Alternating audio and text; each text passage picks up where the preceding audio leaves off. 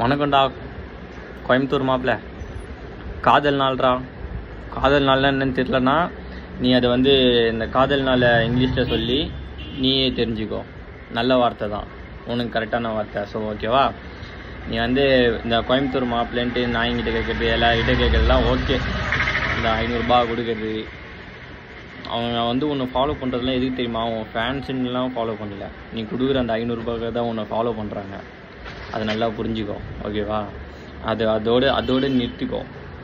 தேவையில்லாமல் இந்த யாராச்சும் ஒருத்தவங்க இறந்தாங்கன்னா, ஒரு குட் பர்சன் இறந்தாங்கன்னா, அவங்க இதில் போயிட்டு லூஸ்போ மாதிரி கமெண்ட் பண்ணுறதை ஸ்டாப் பண்ணிக்கோ தயவு செஞ்சு, ஓகேவா? வேறு எதுவுமே சொல்கிறதுக்கு இல்லை.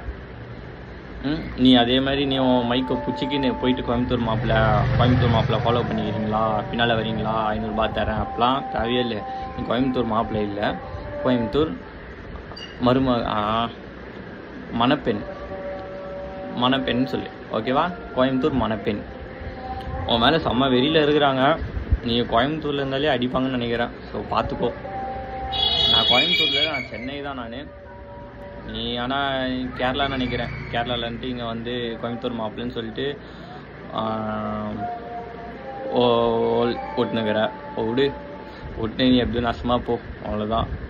உனக்கு அந்த காசை வாங்கிட்டு ஃபாலோ பண்ணுறாங்க பேர், அவங்க தான் கேவலவாதிங்க. ஆனால் உனக்கு ஏதோ வெயிட்டாக சம்பவம் இருக்குன்னு நினைக்கிறேன்.